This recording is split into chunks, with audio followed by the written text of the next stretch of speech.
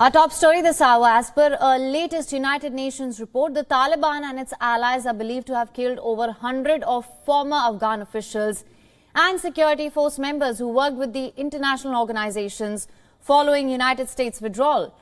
The report is the latest in a series of warnings of a worsening humanitarian crisis in the region. Take a look.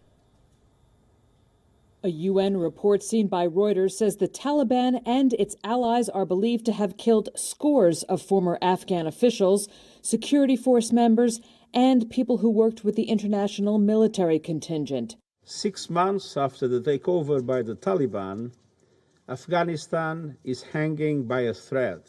UN Secretary General Antonio Guterres' report to the UN Security Council paints a picture of worsening living conditions for Afghanistan's 39 million people, despite an end of combat after the Taliban's takeover in August.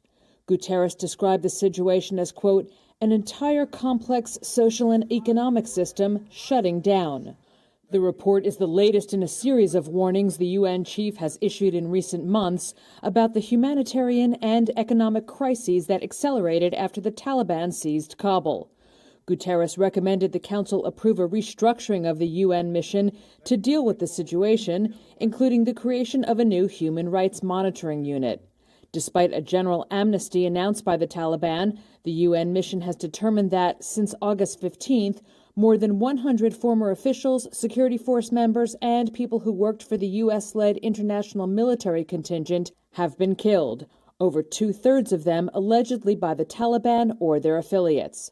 The mission added that, quote, human rights defenders and media workers continue to come under attack, intimidation, harassment, arbitrary arrest, ill treatment, and killings. Meanwhile, U.S. President Joe Biden on Sunday called on the Taliban rulers to release a U.S. civil engineer who was abducted 2 years ago and is believed to be the last American hostage held by the Taliban. Monday marks the Americans' second year in captivity. WION is now available in your country. Download the app now. Get all the news on the move.